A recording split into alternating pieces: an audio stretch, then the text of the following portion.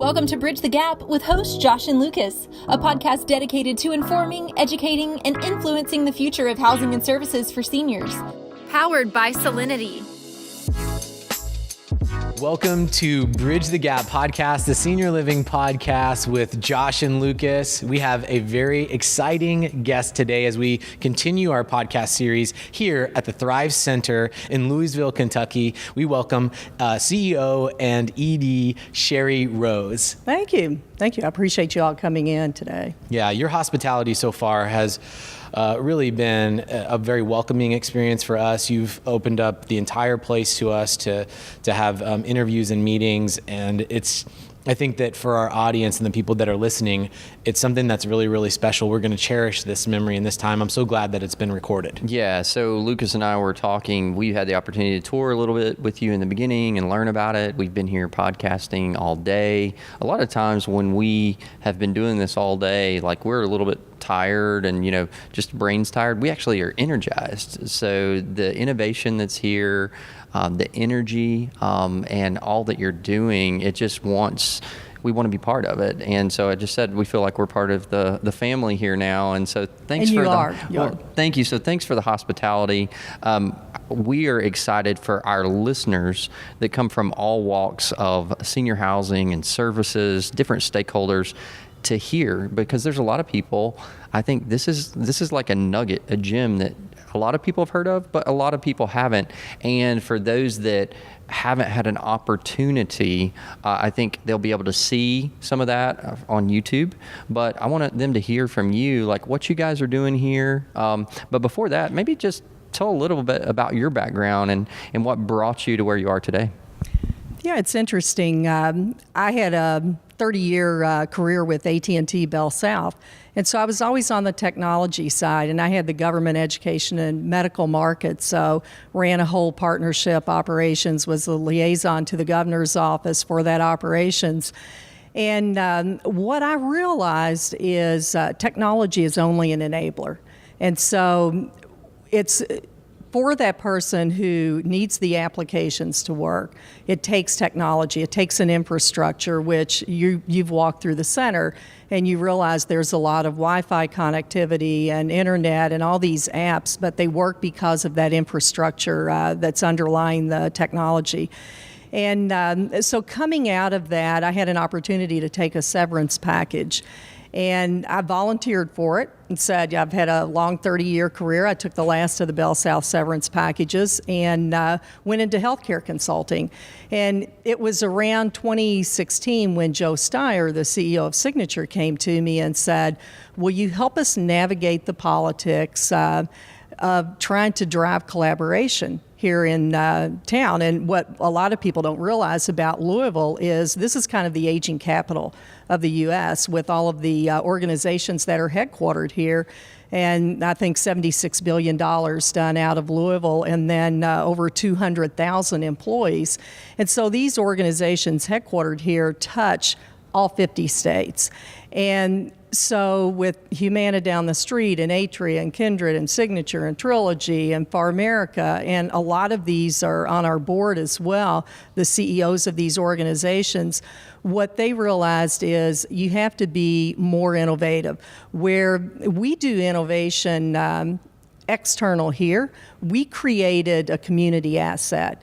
And so with Signature Healthcare having economic development incentives to relocate their headquarters back here, it became important to push it out into a 501c3. And so we are a nonprofit organization here. And what we do is open our doors and we partner with all of the organizations here in town.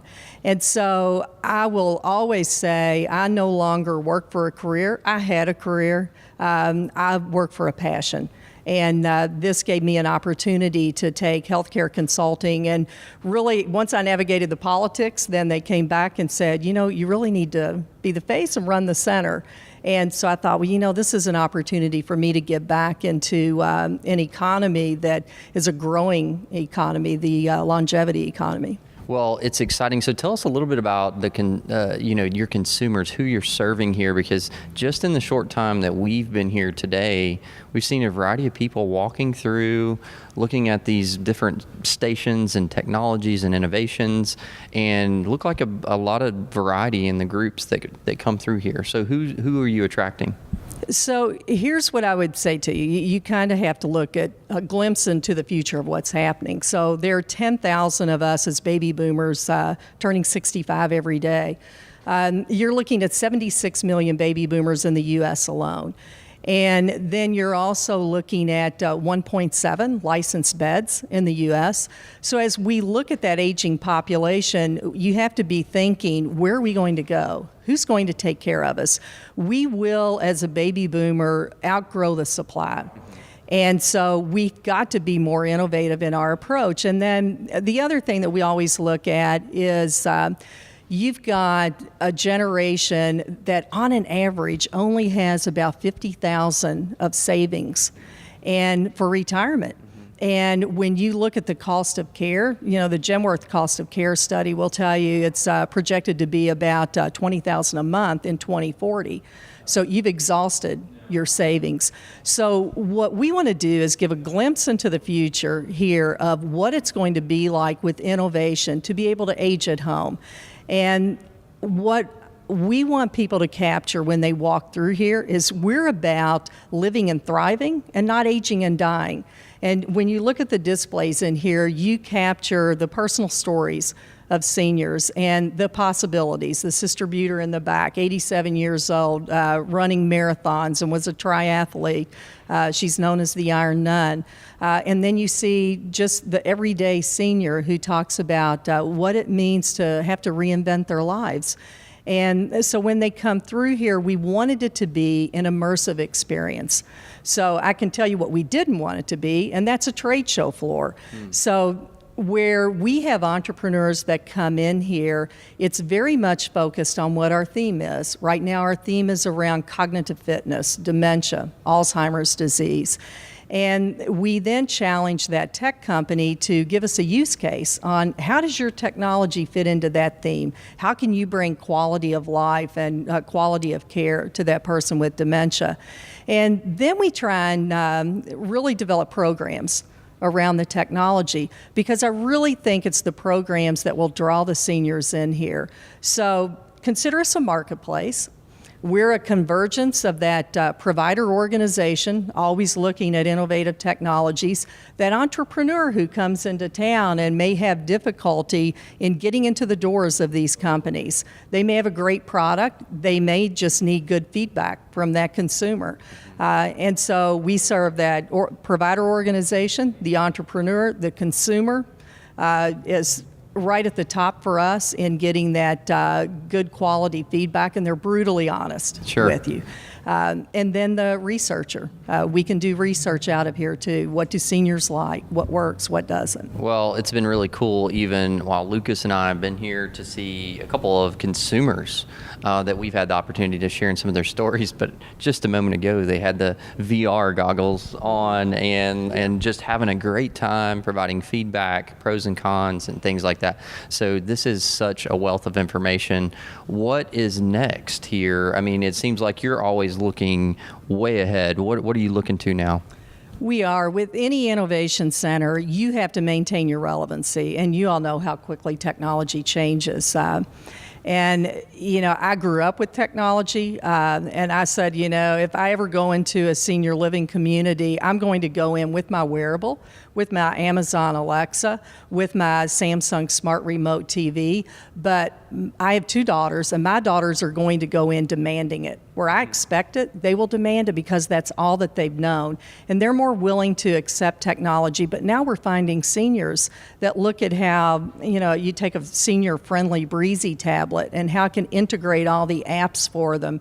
And they love it because they can sit there. They no longer have subscriptions. They're reading online. They can play their games online. They can do a video chat with their family members and Netflix. And so you think of, our grandparents, technology has really brought a lot into the lives of these seniors. What's next for us is, as we have focused on dementia in here, we are now looking at 2019. What are we going to be? And we're really looking at more of a caregiving theme. And with that caregiving theme, there are a few things that are in common. Dementia can be one, and also movement disorders. So now, as we are going to revamp the front of the center here to do a dementia virtual reality walk, actually working with a company out of LA.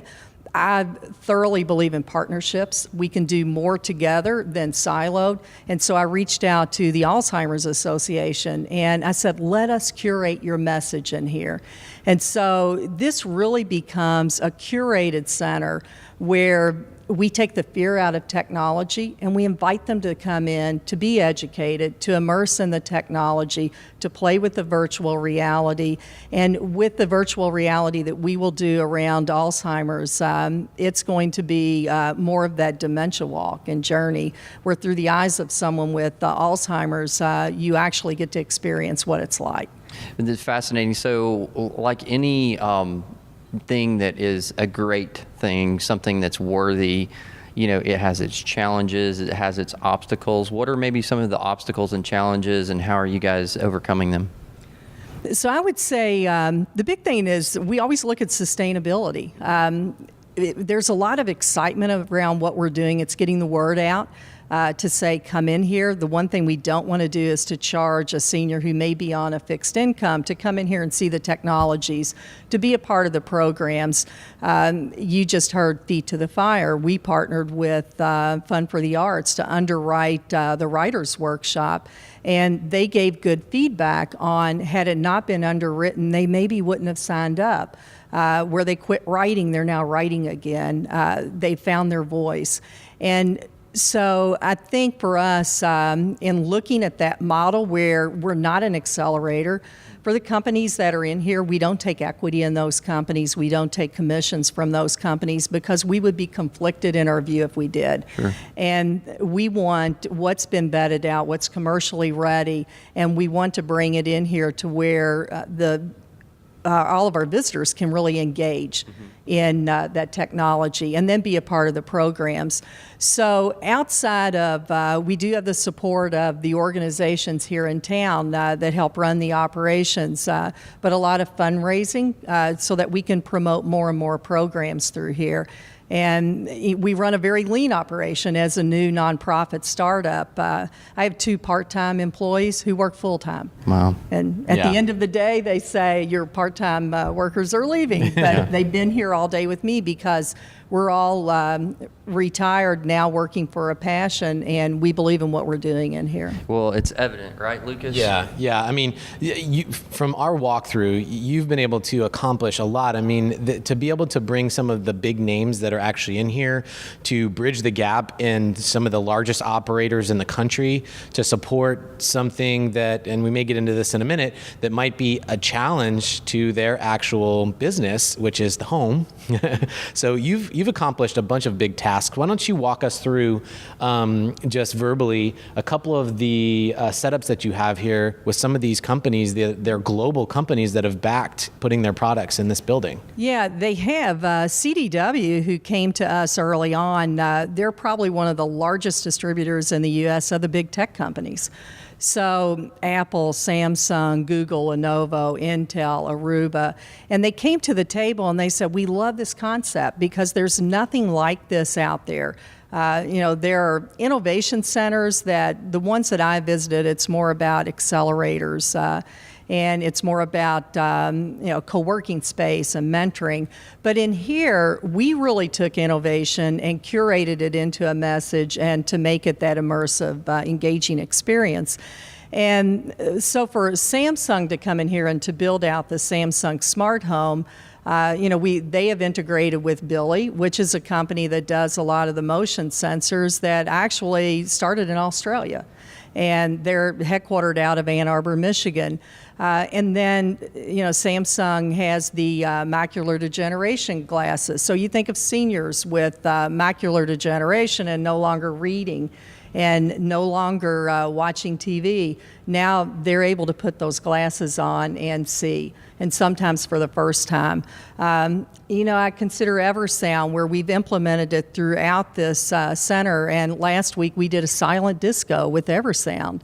And they're MIT grads, young guys, and they tell me they cry every day when they hear the stories of a senior who was maybe diagnosed with dementia. They didn't have dementia at all. They just couldn't hear. And so we can take those and do a high definition experience here for the hearing impaired. And, last week when Dr. Rue was in here, he's the chief medical officer for Samsung, and he said, Sheri, what if we staged in here an area where we focus on the sight impairment or the hearing impairment or gait and balance? And so you can bring seniors through here and you can get good feedback on some of these headsets on virtual reality. And you can run them through a gait and balance assessment. So, that's an interesting one where we partnered with Bellarmine. And their PT students come in here and they get hands-on learning with seniors. And they get a gait and balance assessment. They use the VirtuSense technology. No one has to know how that operates other than that PT, but it's cloud-based, and right away they get a fall risk score. And then we can refer them out. But what I like about that is the whole ecosystem is connected when we're doing that. Workforce is a huge issue, and especially for these organizations in town. I mean, you talk about going to a caregiving theme and the caregivers that it will take. What we're looking at is, how do we recruit, and how do you take a PT student getting their doctorate, give them hands-on training, and then they actually say, I want to go into geriatrics. We heard that in here after they came through a semester.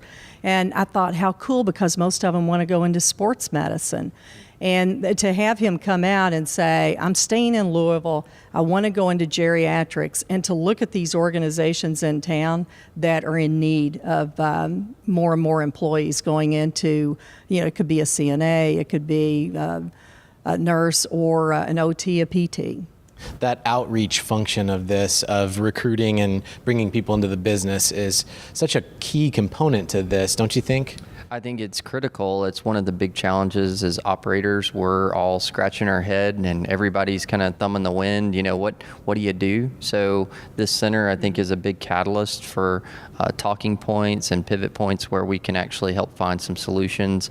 I've been fascinated. It's awesome that our listeners get to hear about this maybe for the first time, but you got to see it. I mean, just the experience of I called, for lack of a better term, the smart kitchen over here, which everybody should have a smart kitchen. Now that I'm seeing that, the benefits are transcend the ages, but the technology that's being brought together, to collaborate is fascinating. Yeah, and so I'm interested to ask this question. So I'm a partner to the industry, and one of the things that I hear when I go to conferences is that the biggest competition to the senior living industry is the home, and yet this is a innovation center that is largely centered around innovation and technology in the home, so the senior can live the life that basically the path that they want to live, but yet you've been able to partner and get backing and buy-in from some of the largest operators in the company. So maybe it's a naive question from a partner, but I'd be interested to figure out how you've bridged that gap. Well, when you think of a CDW who's a distributor, and you think of the challenges of an entrepreneur, and I have a heart for the entrepreneur because I see them come in here and, I see them stay at the bed and breakfast in town, and sometimes they'll tell you stories where they sleep in their car because cash, they're strapped. They're trying to keep their finances down and their burn rate. And so what we're able to do for that entrepreneur that comes in here is I will invite people to come over. I'll have Dr. Rothman from Kindred, Dr. Nazir from Signature, Dr. Furman from the Institute at University of Louisville, and they will give them good feedback on their product. And it may be on Carrie Shaw's with Embodied Labs, the virtual reality tour. I actually had hospice come in too, and they were able to give her good feedback. She could go back and maybe augment what she's doing. And then once they're commercially ready, then you have the CDWs and others that want to pick them up and distribute for them, because that's also a challenge. I've been asked, what are you in here? Are you B2B? Are you B2C? Are you B2B2C? I said, you know what, all of the above. But I said, if you put on your entrepreneur hat for a second, where are you going to go first? Mm-hmm. You're going to go to the enterprise because it's the quickest way to drive a revenue stream. But through here, could we introduce them to the consumer market too, as well as the provider market? And so we really open up a lot of possibilities here. And so making those connections, for Dr. Rue at Samsung to say, we invested in this center and we want to launch new products out of this center, because they see the possibilities here. And we have organizations from the East to the West Coast that will host a meeting in there like last week, where they're listening to Samsung and they're listening to Intel talk about this is the future. Sure. And so they get a glimpse into the future. They can walk through here and they see possibilities. And then we can be that referral out. And sure. That's really how we kind of tie the ecosystem together. But I have to tell you, probably through CDW, they found us. And they realized the concept of what we were trying to build out here, and they wanted to be a part of it. So Josh, I know that you have a heart and passion for multi-generational living, and in that same question that I had, this technology, it plays out in an operational setting, it plays out in a community setting too, and I imagine that on the forefront coming in the future is that this technology is going to be based in a care environment where people are living. And so what are your thoughts, maybe the multi-generational spin on this and just the technology moving into these communities? Yeah, it's a great question. I think one of the challenges that providers are facing right now is because it is so rapidly changing. There's so many technologies out there. There's so many similar technologies out there, and providers, I think, oftentimes want to be on the cutting edge, but it's so difficult to balance with everything that they're doing on a daily basis to be able to vet what's best for them. Because technology is great, but what's the application, and how are they going to apply it, and user friendliness, consumer friendliness, and things like that.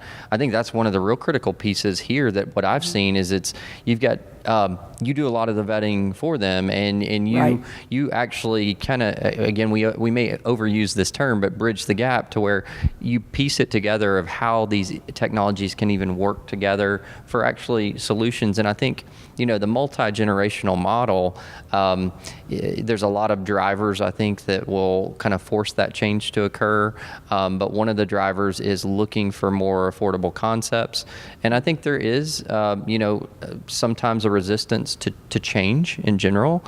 Our industry is not what it was 10 years ago. And 10 more years, it's going to be radically different than it is today. So the center here, to me, is a great opportunity for people to come, to partner, to learn. I do think you're breaking down the silos, and that's something that we talk about a lot on Bridge the Gap, that's something in a competitive business, a competitive industry. We need something like this that's kind of a neutral zone to bring people together. So it's exciting. Great conversation, Sheri. We are so grateful for your time today. You've really you've rolled out the red carpet for us and really given us a lot of your time and energy. And I've learned a lot while we've been here, and I think that it's going to be great content back to our listeners and audience. So the conversation doesn't end here. It goes back to online, and we encourage our listeners to engage with us on our social channels. And thank you again for listening to another great episode of Bridge the Gap.